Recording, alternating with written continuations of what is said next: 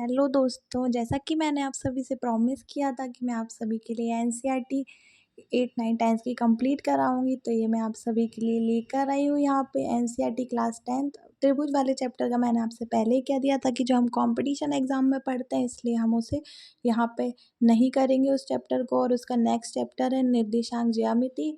तो निर्देशांक ज्यामिति पर आइए हम देखते हैं कि निर्देशांक ज्यामिति में क्या-क्या है और इसमें मोस्टली त्रिभुज, चतुर्भुज और इनके बीच की दूरियाँ ज्ञात करके ये बताना है कि त्रिभुज कौन-सा त्रिभुज है या चतुर्भुज कौन-सा चतुर्भुज है, इसमें इस टाइप से बताना है। और क्या एक त्रिभुज बन रहा है, क्या एक चतुर्भुज बन रहा है, इस टाइप के क्वेश्चंस हैं इसमें। और दूसरे इसमें इस टाइप के क्वेश्चन हैं कि जो m1 और m2 होता है वो किस अनुपात में विभाजित करता है, उस टाइप के क्वेश्चंस इसमें हमें देखने को मिलेंगे। अब देखिए मैं आपको बता रही हूँ, जैसे कि इसमें यहाँ पर लिखा है कि 2 बिंदु दिए P x1 दिया है और Q दिया है x2/2। अब देखिए यहाँ पे मेरा पेन ही नहीं चल रहा है। दूरी सूत्र होता है PQ x2 माइनस x1 का square plus y2 minus y1 का स्क्वायर। आप सभी देख सकते हैं कि मुझे पेन ही नहीं मिल रहा था, उसके बाद मैंने यहाँ पे दोबारा पेन उठाया। अब मैं यहाँ पर दिखा रही हूँ आपको कि ये ऐसा फॉर्मूला होता है। उसके बाद में दूरी जो है वो कभी भी ऋणात्मक नहीं होती। जो दूरी होती है वह कभी भी ऋणात्मक नहीं होती है। जो वर्गमूल होता है वो तो हम प्लस माइनस में लेते हैं, पर इसमें हमेशा वर्गमूल धनात्मक लेंगे। क्यों लेंगे धनात्मक? क्यों लेंगे धनात्मक? क्योंकि ये जो है वर्गमूल दूरी ऋणात्मक नहीं होती है, इसलिए हमेशा इसको धनात्मक लेते हैं। ठीक है, अब देखिए इसमें आगे दिया हुआ है विशेष में कि पी एक्स वाई की मूल बिंदु 0, 0 से दूरी। तो अब देखिए मूल बिंदु जो होते हैं उसमें एक्स और वाई के मान हमेशा 0, 0 ही होते हैं। और जो पी है उससे दूरी निकालना है अपन को। तो अब जैसे 0 minus x plus 0 minus y करेंगे, मतलब स्क्वायर में, तो क्या होगा? 0 की तो कोई वैल्यू होती नहीं है, इसलिए क्या आ जाएगा? एक्स स्क्वायर और बाई स्क्वायर ही आ जाएगा यहाँ पे। तो देखिए यहाँ पे मैंने लिखा हुआ है कि ओ पी बराबर x square plus y square. अब आइए नीचे देखते हैं क्या बिंदु ये दिया हुआ है। देखिए 3 बिंदु दिए हुए हैं, इन्हें बताना है कि क्या ये एक त्रिभुज बनाते हैं। अगर बनाते हैं तो कौन सा त्रिभुज बनाते हैं, हमको ये इसमें बताना है। अब देखिए हमने 3 बिंदु मान लिए P, 3 और 2 Q, -2 -3 और R मान लिया 2 और 3। देखिए अब हम क्या करेंगे इसमें कि हम तीनों की दूरी निकालेंगे और उसके बाद में देखेंगे कि तीनों की दूरी समान है तो समबाहु होगा, और अगर दो भुजाएं समान है तो समद्विबाहु होगा, और अगर तीनों भुजाएं अलग अलग हैं तो विषमबाहु त्रिभुज होगा।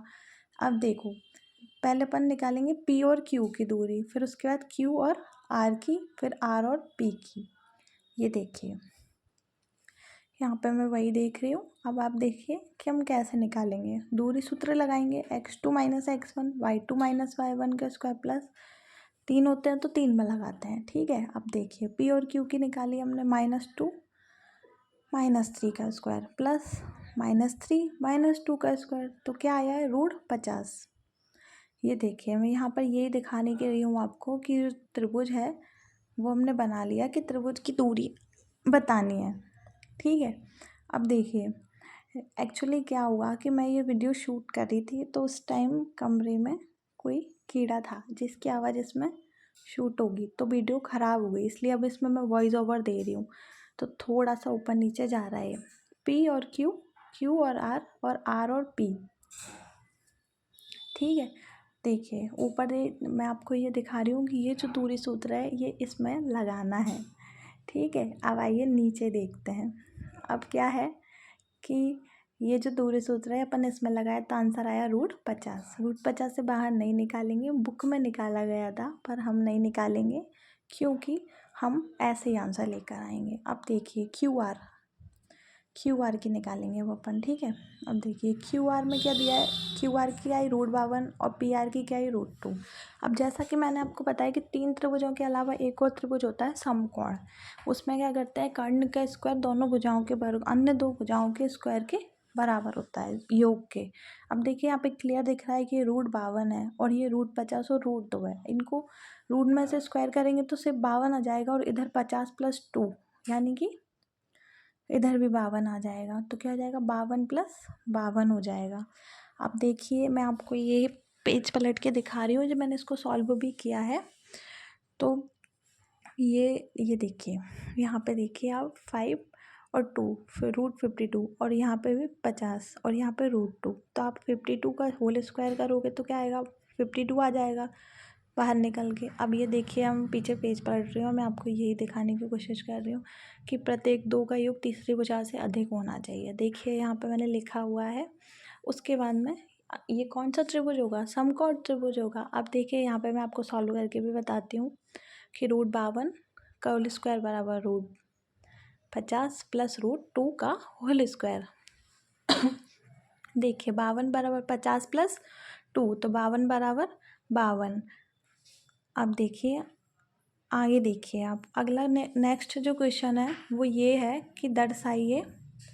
देखिए इसमें मैंने आपको बताया है समकोण त्रिभुज बना के कि ये ऐसा ऐसा होगा। अब देखिए नेक्स्ट, देखिए आप कि दर्शाइए कि क्या यह है। अब इसमें 4 बिंदु दिए हुए हैं और चारों बिंदु का आपको देख के बताना है कि इसमें जो है वो कौन सा चतुर्भुज। 4 बिंदु है तो ऑब्वियस सी बात है त्रिभुज तो बनेगा नहीं, चतुर्भुज ही बनेगा। अब चतुर्भुज कौन सा बनेगा, आयत, वर्ग, समांतर चतुर्भुज, समचतुर्भुज। अब ये तो हम जब दूरी आ जाएगी तभी पता चलेगा। तो आइए हम इनको मान लेंगे, एक को P, एक को Q, R और S। हमने चारों बिंदु मान लिए। अब हम अलग अलग इनका ये निकालेंगे।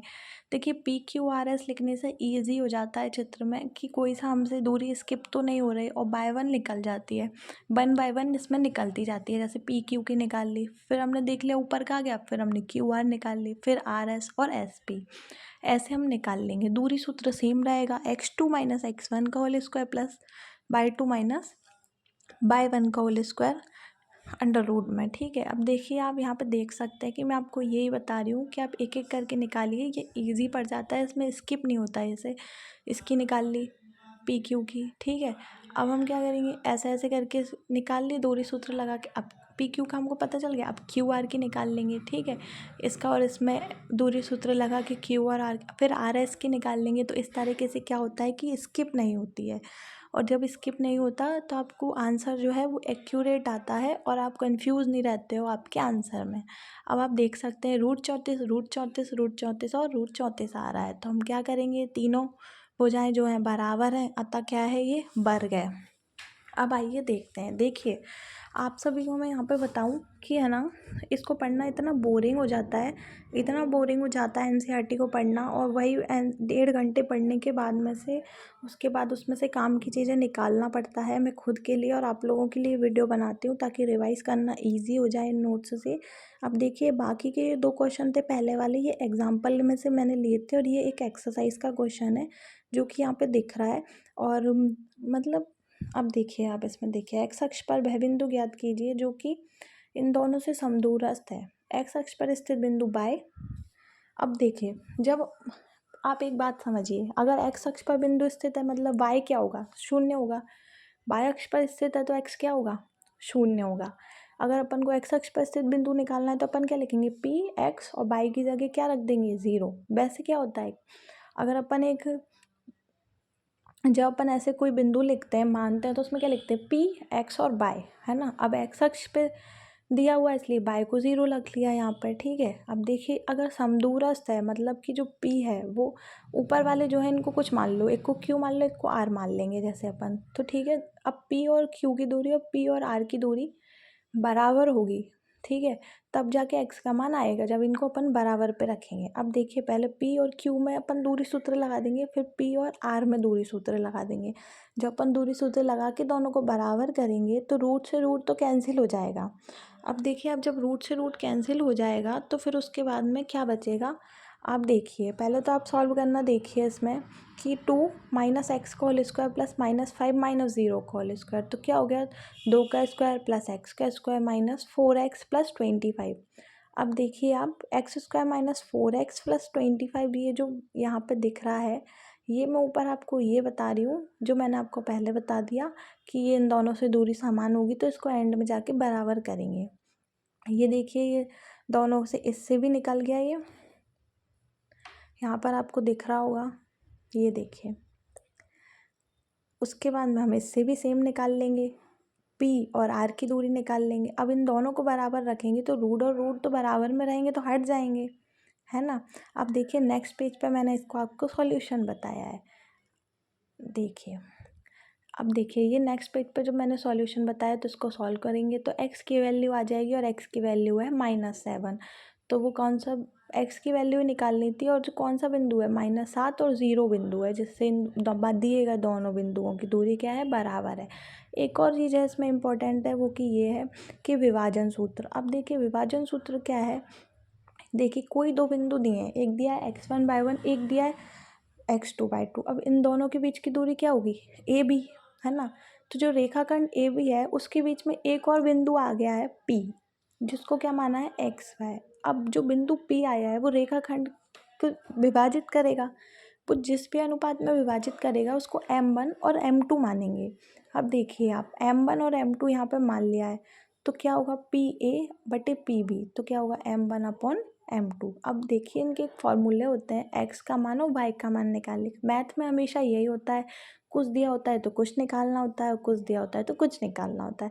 अगर M1 M2 दिए हैं तो x और y के मान निकालेंगे, और x और y दिए हैं तो M1 और M2 के मान पूछे जाएंगे। अब देखिए ये देखिए मैं आपको यहाँ पे ये क्लियर करके बता रही हूँ कि ए और बी एक रेखा है, यहाँ पे बिंदु P है, ठीक है। इसको XY मान लिया, इसको x1/1 मान लिया, इसको x2/2 मान लिया। अब देखिए आप कि ये M1 और M2 अनुपात में विभाजित कर रहा है, तो इसका ये फॉर्मूला है। देखिए M1x2 + M2x1, 1 के साथ 2 रखना है, 2 के साथ 1 रखना है। एक बार M1 तो M1 है तो उसके साथ में क्या रखेंगे, x2 रखेंगे, और M2 है तो उसके साथ में क्या रखेंगे, x1 रखेंगे, ठीक है। तो M1 और प्लस M2 दोनों में सेम रहेगा नीचे, ये देखिए आप इधर भी सेम है और इधर भी सेम है, बस ऊपर क्या है 1 2 और 2 1 हो जाएगा। बाय वाले में बाय, x वाले में x रहेगा, ठीक है।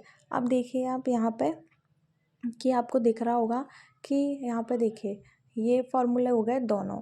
इसी फॉर्मूले को मैंने नीचे लिखा हुआ है कि यदि P x y ज्ञात करना हो तो ऐसे ज्ञात करेंगे, x इससे और y इससे। देखिए अब मैंने यहाँ पे ये बता दिया आपको, ठीक है। अब एक और चीज़ है इसमें कि P और Q जोड़कर रेखाखंड पी क्यू के मध्य, अगर देखिए एक तो होता अनुपात में विभाजित कर रहा है, अगर वो रेखा पे बिंदु जो P है वो एकदम मध्य में है तो मध्य के लिए डायरेक्ट फॉर्मूला होता है जो कि इक्वल अनुपात में विभाजित करेगा तो M1 और M2 के मान सेम रहेंगे, इसलिए M1 और M2 के मानों की कोई वैल्यू नहीं रहेगी, मतलब वो कट जाएंगे बाहर आके, इसलिए इसका डायरेक्ट फॉर्मूला होता है x1 + x2/2 y1 + y2/2, ठीक है। अब देखिए आप ये अगर अपन डायरेक्ट रख देंगे इसमें तो अपने को ये बड़ा वाला जो फॉर्मूला है इसको इससे सॉल्व करने में तो थोड़ा सा टाइम जाएगा, तो अगर मध्य का बिंदु पूछा है तो अपन ऐसे निकाल लेंगे उसको, ठीक है। अब देखिए यहाँ पर नेक्स्ट चीज़ जो है वो ये है कि देखिए 3 बिंदु दिए हुए हैं, x1/1, x2/2 और x3/3, और अपन को निकालना है कि इससे 3 त्रिभुज हैं तो त्रिभुज मतलब एक त्रिभुज है, उसके 3 बिंदु दिए हुए हैं, 3 पॉइंटों की इन्होंने बिंदु दिए हैं, तो अपन उनके बीच की दूरी कैसे ज्ञात करेंगे, तो बीच की दूरी ज्ञात करने के बाद क्षेत्रफल ज्ञात कर सकते हैं, है ना। एक तो ये कर सकते हैं, और अगर अपन को डायरेक्ट क्षेत्रफल ही ज्ञात करना है तो अपन ऐसे ज्ञात कर सकते हैं 1/2। देखिए यहाँ पे एक मैं आपको छोटा सा तरीका बता देती हूँ याद करने का, x बाहर है, x1 + x2 + x3 और y अंदर है। एक बार y में अल्टरनेट चलेगा, y2 - y1, जब x1 लेंगे तो बाकी के 2 और 3 लेंगे, ठीक है। बस ऐसा ही आएगा इसमें। अब देखिए आगे यहाँ पे मेरे पेन धड़क गए NCERT ट्रिगोनोमेट्री नेक्स्ट चैप्टर है जिसको हम नेक्स्ट क्लास में देखेंगे। वीडियो पसंद आए तो लाइक कीजिएगा, चैनल को अपना प्यार दीजिएगा, सब्सक्राइब कीजिएगा। धन्यवाद।